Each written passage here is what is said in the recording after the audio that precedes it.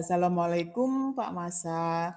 Selamat sore. Nggih, Waalaikumsalam Bu Yuni, nggih, nggih, selamat sore juga. Gimana kabarnya nggih. juga? Alhamdulillah sehat. Pak Masa sehat? Alhamdulillah sehat, tetap bahagia. Alhamdulillah. Terima kasih Pak Masa ya atas waktunya untuk kita sore hari ini, kegiatan kucing kali ini. Eh, untuk kegiatan kucing kali ini apa yang mau Pak Masa omongin ya, apa yang mau kita diskusikan. Oh, saya, Nggih, bukan ada pertanyaan dari jenengan. nggih Eh, itu. ya kita omongin, kita kan sama-sama sebagai seorang guru ya. Nggih. Jadi kita omongin tentang pendidikan saja. Oh, nggih. Apalagi di tahun-tahun ini pen- pendidikan kita itu sudah milenial, sesuai dengan Mas Menteri. Pola pikirnya berbeda, zamannya zaman milenial. Jadi kita harus mengikuti zaman, sesuai dengan kodrat zaman. Itu kalau menurut saya, Bu. Menurut jenengan gimana? Eh, Monggo, nggak apa-apa. Saya kan ngikuti Pak Masa itu. Berarti apa intinya percakapan kita kali ini itu tadi? Pendidikan milenial, ngoten nggih. Ya, nggih, betul. Oh, nggih. Pendidikan milenial. Kalau menurut Pak Masa, pendidikan milenial itu bagaimana? Pendidikan milenial, menurut saya, pendidikan milenial itu tergantung dari eranya, Bu. Jadi kita itu mengikuti era. Seperti sekarang itu di era Z. Nggih. Bahkan nanti itu sampai habis alfabetnya, kembali lagi ke A mungkin. Oh, Nggak mungkin gitu. nanti kalau dalam bidang fisika nggak mungkin nanti berbentuk nano, kemudian trio, kemudian mega, kemudian pico, Pico.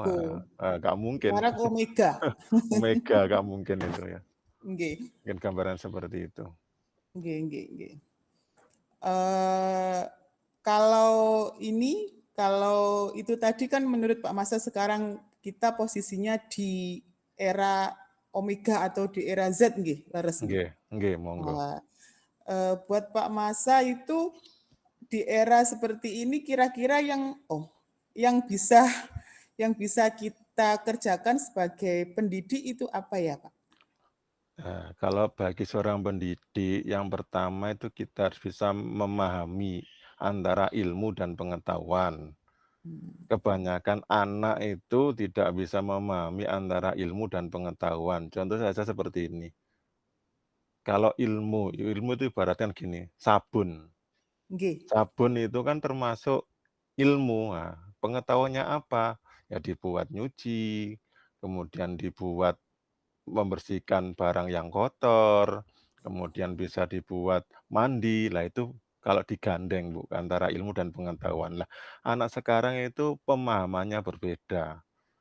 Antara ilmu dan pengetahuan itu rancu pemahamannya, sehingga ada pepatah mengatakan, "Tiada rotan akar pun jadi." jadi nggih. Gambaran seperti itulah. Pendidikan pendidikan antara guru, kemudian pendidikan sama bapak itu berbeda. Lah kalau pendidikan, apa namanya, bapak ke anak, itu nanti pola pikirnya kan berbeda. Kalau dari guru ke siswa, itu pola pikirnya kan mendidik calon anak menjadi anggota masyarakat yang produktif. Itu kalau gambaran pendidikan antara guru dan anak. Kalau antara ayah dan anak, ibu dan anak berbeda. Sementing anakku apik, pinter, kemudian ranking, nduk omah apik, ning di sekolahan diseneni, dihukum, aku gak trimo. Nah, itu berarti Nah, berbeda pola pikirnya nanti. nggih. Gambarannya seperti itu. Cara pendidikan antara di sekolahan, di rumah itu berbeda. Makanya banyak orang tua yang protes, "Nduk, sekolahan nek anakku apik, Di tapi nduk rum nduk di di rumah rumah, anakku apik iya. ya, di rumah anakku apik, tapi di sekolahan kok sering dihukum. Perkarane apa ya?" Lah itu, harus digarisbesari seperti itu gambarannya, Bu. Eee, kalau Pak Masa menemui fenomena seperti itu, apa yang Pak Masa perbuat? fenomena antara perbedaan pendidikan di sekolah sama pendidikan orang tua kan biasanya itu kan juga berpengaruh ya di anak-anak gitu. Betul? Nggih. Nah, itu yang akan Pak Masa lakukan apa? Kalau kasusnya itu benar-benar rancu, ya nanti mesti adanya sharing Bu, antara orang tua, wali murid. Jadi mungkin di sekolah nanti bisa mengadakan kegiatan seperti parenting, itu nanti seperti itu ada workshop, kemudian ada lagi loka dan sebagainya. Nah, tujuan itu nanti apa, biar tahu gitu loh, kebutuhan anak di sekolah sama kebutuhan anak di rumah, itu nanti berbeda. Karena kenapa?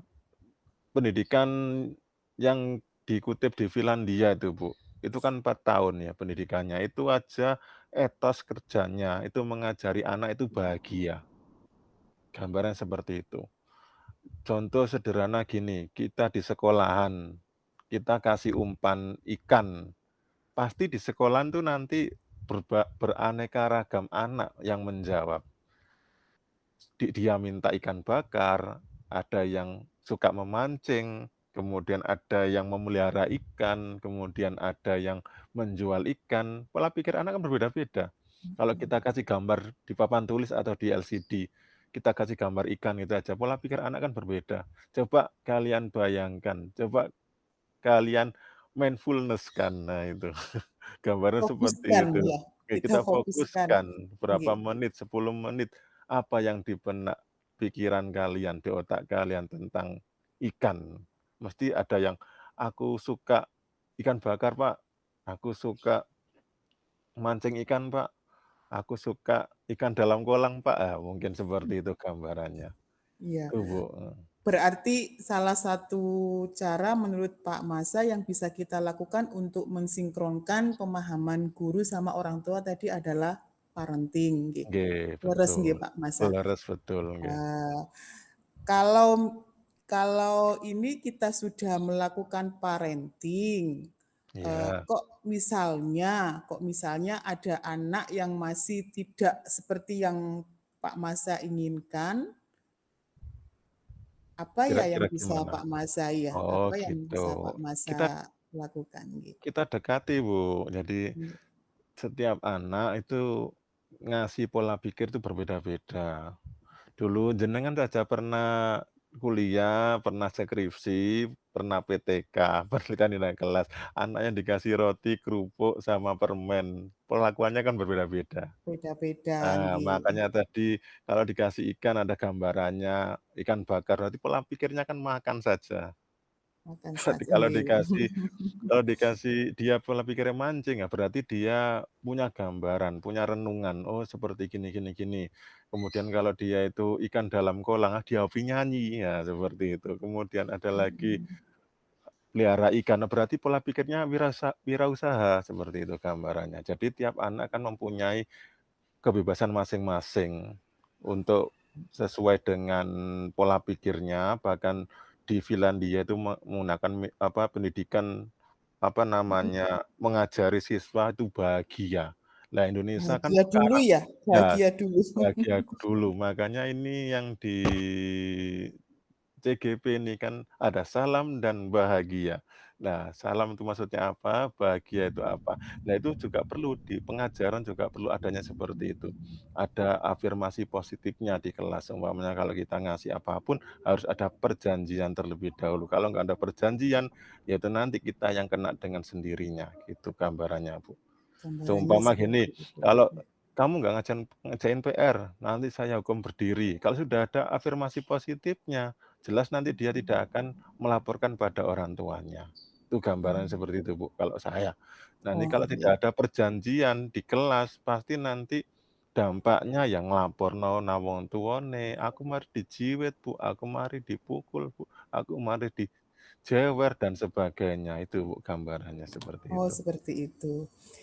Ketika kita mengadakan tadi kan bisa selain parenting itu kan kita pendekatan ke anak. Selama ini ketika mengadakan pendekatan ke anak, ada hambatan enggak dari Pak Masa maupun dari anaknya itu? Kalau bagi saya sendiri ya biasa saja, Nggak ada karena nggih? nggak ada hambatannya. Kalau yang siswa itu mesti ada hambatannya, satu takut Mhm, pastinya, terus kemudian malu, mhm. kemudian apalagi dipanggil orang tua juga, mesti anak kan nggak mau dah, Bu. Kadang Iya, ngam apalagi orang tuanya dipanggil juga. betul, ngambil rapot saja sekarang jarang orang tua kok, kadang itu, Itu jarang "Masnya." orang tua itu orang tuanya nggak mau hadir atau bagaimana? Orang tuanya nggak mau hadir, maksudnya yang suruh Oh, ngambil itu kadang Mase, kadang Mbake, kadang temene, kadang pamannya gitu ya? pamannya. Mhm, Akhirnya nanti orang tua kan nggak tahu gitu loh, kronologi anaknya mhm, seperti apa di sekolahan, tuh. mhm. Itu permasalahannya seperti itu. Dari siswanya nggih, Pak, itu Nggih, dari permasalahannya. siswa bermasalah, Kalau dari Pak Masanya nggak ada nggak ada masalah, masalah tanpa masalah. solusi, pegadaian nanti. Pegadaian. Nah, untuk mengatasi hambatan tersebut yang Pak Masa lakukan Ke anak-anak, ke saya iya, sendiri. yang kan tadi hambatannya ke anak, dari Pak Masa Oh. kan tidak ada hambatannya itu. Kalau cara mengatasinya ya satu berpikir Iya, positif, itu anggap saja bahwasanya itu anak kita sendiri, mhm, karena orang tua kedua di sekolahan adalah guru. Nah, makanya guru itu harus mhm, pola pikirnya, kemudian tata caranya, etikanya harus sesuai mhm, dengan apa yang diharapkan dan dilihat sama siswa. Jadi nggih, mulai dari atas ujung rambut sampai ujung kaki ya, kalau kita sudah nggak mengajar, maksudnya di luar sekolah, ya kita nggak apa-apa pakai mhm. model berbeda lagi, karena Tapi siswa itu kita mesti memposisikan sebagai model dulu nggih, Pak? betul, Oke, karena sebagai atensi, sebagai pusat pusat perhatian gitu, perhatian. Jadi, "Oh gurune ngene ya," mesti kan seperti itu, Bu. Kadang ada sekarang guru yang nggak pakai kaos kaki aja seperti banyak itu, Bu. Apalagi yang Mhm, cewek-cewek itu, Bu. Banyak yang guru yang nggak pakai kaos kaki, yang pakai sepatu slop dan sebagainya, itu kan sebagai tolak ukur juga bagi anak-anak gitu loh. Zaman dulu kan takut, sekarang kan tidak. "Oh gurune mhm. ngene wae." Nah, akhirnya kan kembali lagi seperti itu, gitu. Nggih, leres Pak, dulu kita ketemu sama bapak ibu guru aja kalau bisa nggak usah Nggih, ketemu gitu ya, nggak usah ketemu, langsung dredeg menan. ndredeg, Sekarang boten, sekarang zamannya nggih, tadi kan zamannya sudah berbeda. Kita mungkin zamannya dulu di zaman A, sekarang kita zamannya zaman omega. nggih, Semoga tidak Z, balik balik lagi ke zaman A lagi nggih, nggih, zaman A lagi nanti muter lagi, Bu. muter lagi, Bingung yang nggih. menciptakan angka dan huruf, Al-Khawarizm. Oh, Al-Khawarizm itu yang huruf apa ini? Iya, tanpa adanya angka dan huruf kita tidak bisa apa-apa. Bagaikan hukum gravitasi, tanpa Teori kedatangan gravitasi. beliau nggih, Oh tanpa ya, kedatangan beliau, kita masih melayang-layang gitu, Bu, gambarannya yang apel seperti itu. itu ya, Iya, yang apel. betul itu hukum gravitasi gaya tarik bumi ya, Nggih. itu Nggih, gambarannya. gambarannya seperti itu. Jadi tadi, untuk mengatasi hambatan tadi kan pendekatan kita ke anak-anak leres nggih, menurut Betul, masa seperti itu. Kalau mungkin dari anaknya itu ketika pendekatan, anaknya nggak mau ini ya, nggak mau heeh, sharing, nggak mau ya sharing itu rata-rata pasti. seperti itu, nggak mau sharing. Kalau Pak Masa menemui seperti itu, adalah misalnya satu 2 anak yang ketika kita dekati, kok ternyata anaknya diem aja, tetap nggak mau sharing itu. Yang Bi bisa Pak Masa lakukan apa ya? biasanya saya itu Nggih. mencari gayanya dia, Bu. Gayanya Oh dia gitu, seperti apa nggih, kita ikuti gitu loh. nggih. Jadi kalau kita nggak mengikuti gaya dia, pasti dia nggak akan mungkin mau bicara seperti itu. Mhm mhm mhm. Beda sama maling, kalau dikerasin nak mesti dia Langsung bisa, bicara iya, gitu. dikerasin Kalau langsung kalau jujur siswa gitu. berbeda itu. Jadi Mhm. kita ikuti contohnya gayanya dia, apa nama, diajak santai, diajak rileks, diajak apapun nanti kan mengikuti kita gitu loh. Oh, Tanpa tanpa adanya gaya dia, nanti hambatannya juga berpengaruh. Kembali mhm. lagi ke rumus Rumus pelajaran saya hambatan. ini, hambatan Hambatan itu. itu dipengaruhi oleh apa nggih? Ada R sama dengan V per Ini I sama nanti, ada oh ada P kecepatan dan sama I arus sama nanti. R nggih. Nggih, betul nanti. Perempuan itu Repotnya irit loh ya. nggih, gambarannya seperti itu. Jadi, untuk mengatasi hambatan yang anak yang tidak mau mengungkapkan itu Nggih, berarti kita kita ikuti harus kita ikuti kita ikuti arusnya. modelnya, Nggih, arusnya, kita modelnya ngikutin arusnya. arusnya, nggih. Arusnya keluar baru nanti kecepatan kita dapatkan, Oh, seperti itu. gitu. Pak Masa, terima kasih atas Nggih, bincang-bincangnya kita kali sama-sama, Bu, ini. Karena nggih. kita dibatasi oleh waktu, kira-kira kita bisa ketemu lagi kapan, Cih? Kira-kira?